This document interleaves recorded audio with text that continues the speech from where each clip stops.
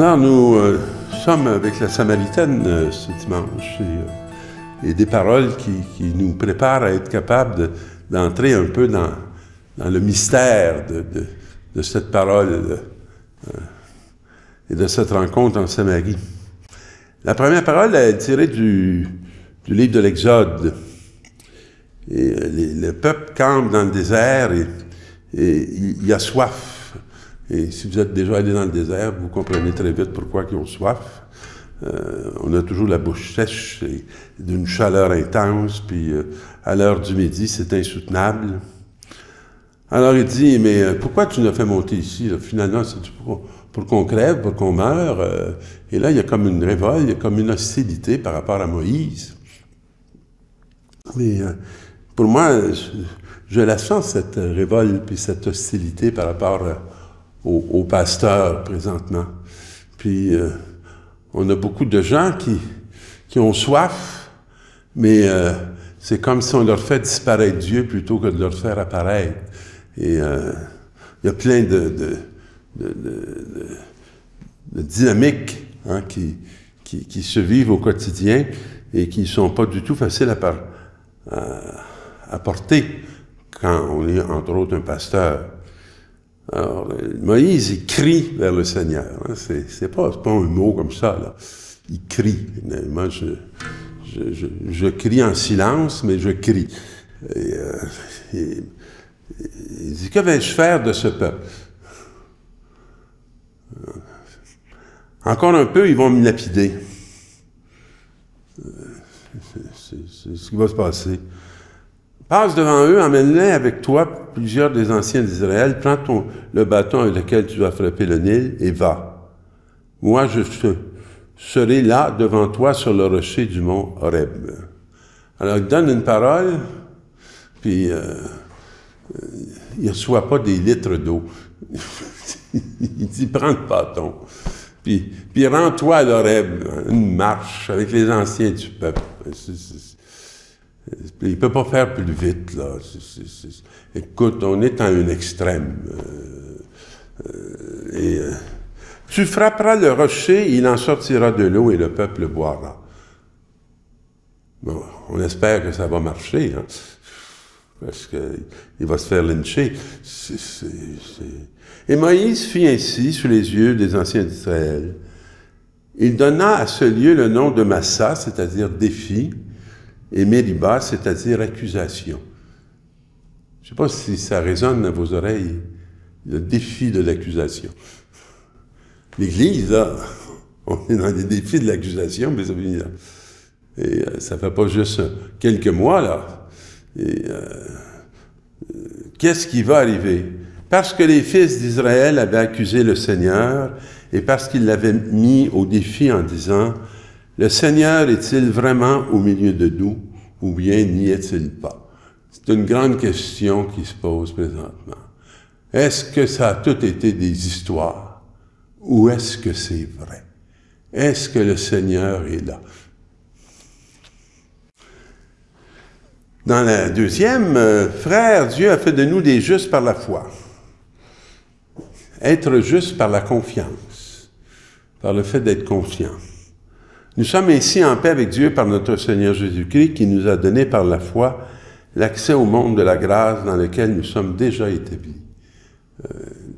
Moi, je demande vraiment d'être bien établi et bien entré dans le monde de la foi, de la grâce, la gratuité de l'action de Dieu et de sa promesse de vie éternelle, qui veut dire de nous sortir de la mort. C'est ça la vie éternelle.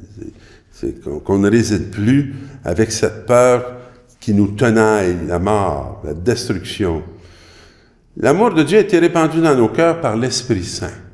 Alors c'est pour ça que je suis content de lui demander tous les jours, l'Esprit Saint, qui peut répandre cet amour dans mon cœur. Parce que des fois, mon cœur aurait une réaction qui ne serait pas si amoureuse que ça. Et mourir pour des gens là qui sont pécheurs, On peut bien penser mourir pour des saints ou donner notre vie pour du monde qui le mérite, mais pour quelqu'un qui ne le mérite pas. Hein? C'est ça dont nous parle Paul. Accepter de mourir pour un homme juste, c'est déjà difficile. Peut-être donnerait-on sa vie pour un homme de bien. Or, la preuve que Dieu nous aime, c'est que le Christ est mort pour nous alors que nous étions encore pécheurs. Je ne sais pas si ça nous rentre dans la conscience. Je ne sais pas si on pense que ça nous était dû, mais c'est ça qu'il a fait. Et si on n'est pas capable de voir de quel amour on est aimé et comment Dieu n'a pas peur de notre péché, il a peur de ce que notre péché pourrait détruire en nous. Puis il ne nous laisse pas tout seul. Puis il vient faire le combat parce qu'il sait que nous, c'est perdu d'avance. Et là, on se retrouve avec la Samaritaine. Et Jésus est justement dans le désert, presque là, à l'heure très chaude du jour. Et puis, arrive cette femme qui sort à une heure où il n'y a pas personne sur la route. Parce qu'elle ne veut pas être sous le jugement, puis sous la condamnation de ses proches. Puis elle vient faire quelque chose d'essentiel pour la survie. Elle vient chercher de l'eau. Les disciples, eux autres, sont partis à la ville pour aller chercher ce dont ils ont besoin. Alors, la Samaritaine dit à Jésus qui dit à cette femme, « Donne-moi à boire. » C'est incroyable hein, que Jésus demande ça à cette femme. Moi, quand je suis arrivé à l'école Victor-Doré, j'ai senti que l'eau vive était devant moi. Que j'en étais pas le porteur, mais que j'en étais le bénéficiaire. Et que Dieu m'emmenait là, dans un lieu, et c'est comme si, intérieurement, j'avais cette prière. Donne-moi à boire. Et elle est toute étonnée qu'il lui adresse la parole. Comme des gens peuvent être étonnés qu'un prêtre leur adresse la parole. Puis ce qu'il y a de plus d'étonnant, que Dieu nous adresse sa parole. Et alors, Jésus va répondre ceci. Si tu savais le don de Dieu, si tu connaissais celui qui te dit « Donne-moi à boire », c'est toi qui le lui aurais demandé et il t'aurait donné de l'eau vive. Jésus est en train de l'éveiller, hein, de l'éveiller à un désir d'une eau, une eau plus profonde, une eau qui régénère tout l'être, hein, non pas juste pour un temps, mais pour tout le temps. Et il dit, « Seigneur, tu n'as rien pour puiser, et le puits est profond. Avec quoi vas-tu prendre l'eau vive? Et tu es le plus grand que notre père Abraham qui nous a donné ce puits. » Hein? Et là, il va y avoir tout un discours qui va se faire autour de l'eau. Et là, Jésus va lui répondre ceci. « Tout homme qui boit de cette eau aura encore soif. » Alors, ce que Dieu nous propose, c'est une eau bien différente.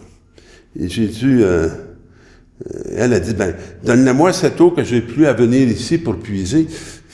Hein, c'est parce que c'est toute une corvée. Et Jésus lui dit, va, appelle ton mari et reviens. Et là, c'est comme si le discours sur l'eau va se terminer, puis là, il l'invite à aller chercher son mari. Et là, on va avoir un grand échange sur sa réalité de femme. Hein? Et elle va dire, je n'ai pas de mari. c'est comme une détresse qu'elle dit. Il y a comme un discours qui va se mettre en vérité. On s'approche de plus en plus de l'intimité de la personne. Et Jésus lui dit, tu as raison de dire que tu n'as pas de mari, car tu as eu 5, et celui que tu as maintenant n'est pas ton mari. Et là, elle dit,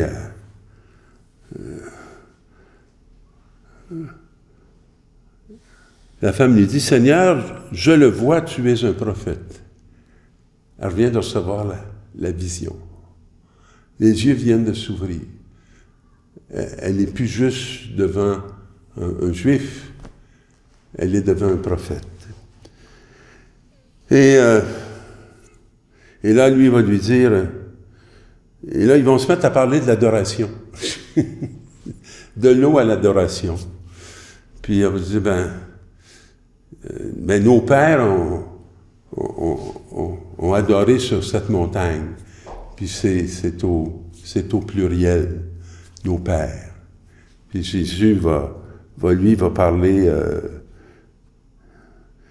Femme, crois-moi, l'heure vient où vous n'irez plus ni sur cette montagne, ni à Jérusalem pour adorer le Père, au singulier, pour adorer Dieu, le Dieu de la vie, le Dieu de la lumière, le Dieu de la vérité.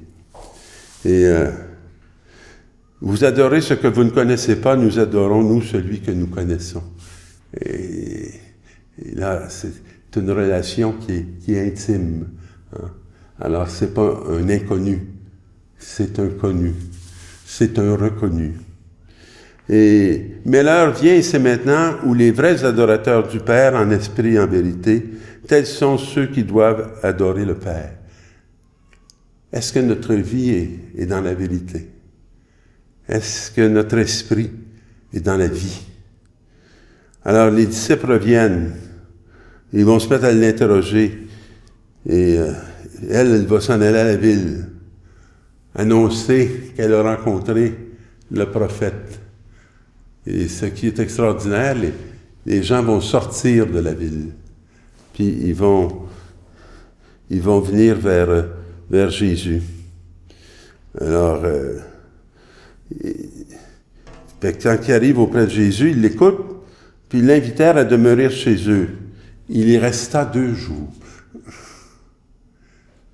Je vous donne un petit insight que je n'aurai pas beaucoup de temps de vous commenter, mais pourquoi il reste 2 jours? Il reste 2 jours, comme il va habiter pendant 2 jours le tombeau, pour le 3e jour ressusciter. Ils furent encore beaucoup plus nombreux à croire à cause de ses propres paroles, et il disait à la femme, « Ce n'est plus à cause de ce que tu nous as dit que nous croyons maintenant. Nous l'avons entendu par nous-mêmes, et nous savons que c'est vraiment lui le Sauveur du monde. » Alors, dans sa rencontre, elle a conduit ses frères et ses sœurs, duquel elle se cachait, à venir le rencontrer. Et c'est sur la parole de Jésus qu'ils se sont mis à croire et à reconnaître le Sauveur du monde. C'est une tâche qui nous revient à tous, alors que pendant ce temps de carême, vous puissiez être l'occasion d'être une route qui mène à Jésus. Bonne semaine.